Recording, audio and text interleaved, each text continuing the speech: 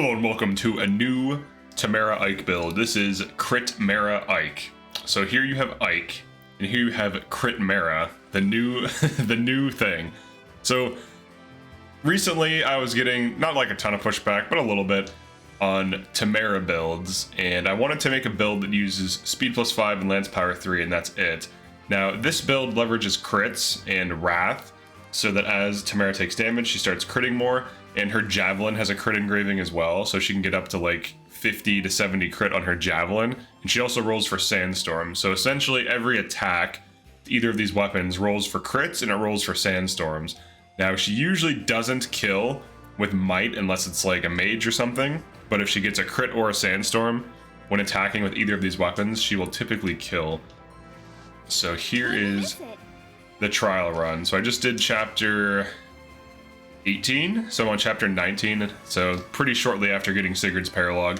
So we'll attack this guy. So at base, with this lid engraved Killer Lance +5, she's 66 crit, and then she can get up to like 90 to 100 crit when she's missing 30 health. Now I'm gonna engage first though. So let's engage and attack. And we just want to see a crit or a sandstorm to kill. And then this obviously is a tank build. Alright, so there's a crit.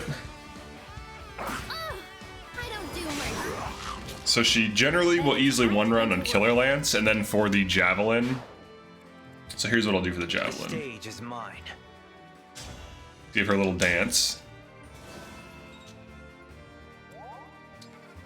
Now she does want to be missing a little bit of health, but not too much. So right now she's taking half damage.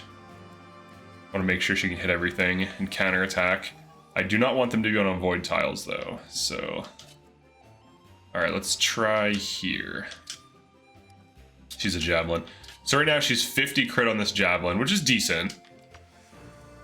Alright, let's see. Let's observe the results. Now as she takes more damage, her crit rate goes up.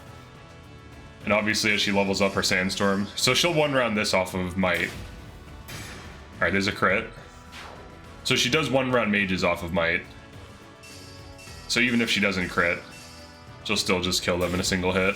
Or I'm sorry, 2 hits. If she procs, she'll kill them. Alright, so now her crit rate's very high.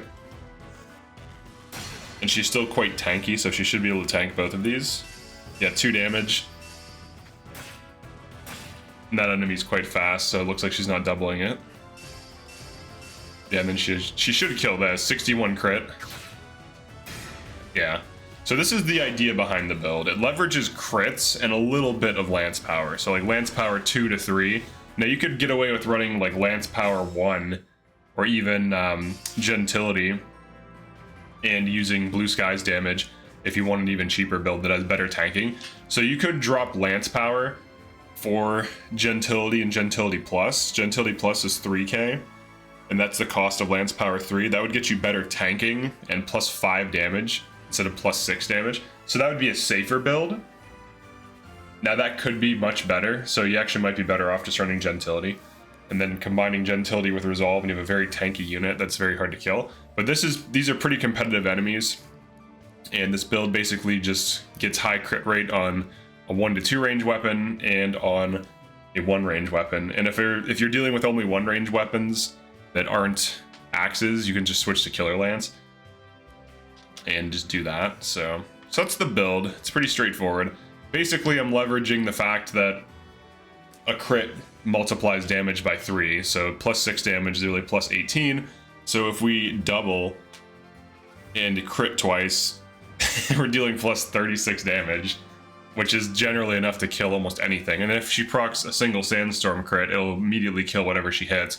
But basically, we're rolling for crits and also rolling for sandstorms. Now, I didn't get any sandstorms during those enemy phasing situations, but this is now a build that can more reliably one round and enemy phase fairly well.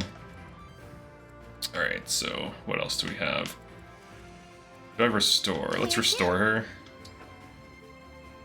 Staff. I think it would be better with gentility, actually. Because you can get it earlier, too. I probably should have just got her gentility. So base gentility, you're looking at -3 damage. The Erica unit engages +3 damage. And then what you would do is get gentility plus for +5 damage, -5 damage. So that way she's more tanky on top of dealing more damage. So she effectively has defense and res +5 at all times. And then what you would want is an aggressive Erica unit that tries to engage as much as possible or switches modes as needed. So, because then you get damage and tanking. Honestly, I think Gentility Plus is the better option for this build here. I just went with Lance Power because it's like, you know, it's easy to get. It's just doesn't really, you just get rank 10 Sigurd and you can easily get it. Gentility Plus, you would have to get like rank, I think like 17 Erica, which is more expensive in terms of bond fragments, but long term in terms of tanking, it's definitely the more valuable thing. Because let's say each one of those mages that hit 10 on her now hits a 5. That's way better. That's way better. It's not even close. So she would be at like 30 health right now instead of 9. So honestly, to min-max this build even further, I would drop Lance Power for Gentility Plus, and I think that'd be much better. But that's it for this one. It's a very simple, straightforward build. And of course, you can always use things like Pure Water to boost your tanking against mages. And you could use this at, you know, if there's only one range enemies attacking you, to boost your crit rate. So like right now, her crit rate A little rough here. is at 88%. And even against, Bye-bye now. so there's a Sandstorm crit for 135. So against a single, like against a fast enemy, if she has like 80 to 90 crit, she should crit it, right? So she can still get those kills against those super fast enemies. And compared to the rest of my team, she's on par with Anna and Alir, both of which are on Wolf Knight, both of which are similar level, and both of which have speed increases from their emblems. So this one gives, wait, what do you have speed plus? Oh, speed plus 3 passive. Speed plus 4 from Lucina, and then speed plus, I think 2, yeah, speed plus 2 from Byleth. And she is just speed plus 5, because Ike does not give speed. So she's actually my fastest unit right now, without speed modifiers, which is pretty crazy. So she's quite fast.